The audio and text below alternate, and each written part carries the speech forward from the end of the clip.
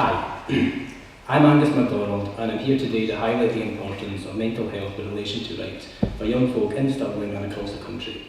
I drew my consultation primarily from the Stirling Youth Gathering, which drew in over 200 young people, as well as a number of other conversations and correspondences with constituents in the student body and schools in the area. I believe that the rights laid out in the UNCRC provide a vital framework not only for protecting the mental health of young people, but also for broaching and explaining a difficult topic in universal terms. Put simply, Article 24 grants young people the right to live free from harm and access the best available healthcare, a right we as a society are unfortunately failing to uphold. It will come as no surprise to anyone aware of the state of our mental health institutions that CAM services are consistently failing to reach young people in good time. Almost half of all admissions in the Forth Valley area in the most recent statistics took over 18 weeks to be seen, and several constituents have had to wait much longer still.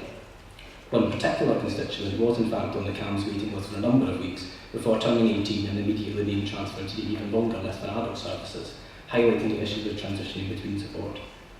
Furthermore, there appears to be a persistent problem with visibility and understanding among young folk. Only a minority of young people in Stirling felt they would know where to seek help, echoing the overall figures as found by SYP during the Speak Your Mind campaign. The flip side to this is that mental health is a complex issue which can't be solved in isolation. Eradicating stigma and raising awareness are arguably just as important as improving support, and are vital for encouraging young people to access available services. In this light, I'm pleased to report that one high school in Stirling has been working with CB to implement a mental health champion scheme, a peer support network for struggling people to talk to somebody they can trust, a scheme which will hopefully be replicated in other schools over the forthcoming years. It's been observed by many that educators can play an important preventative role in identifying signs of mental illness and taking action before more serious issues occur.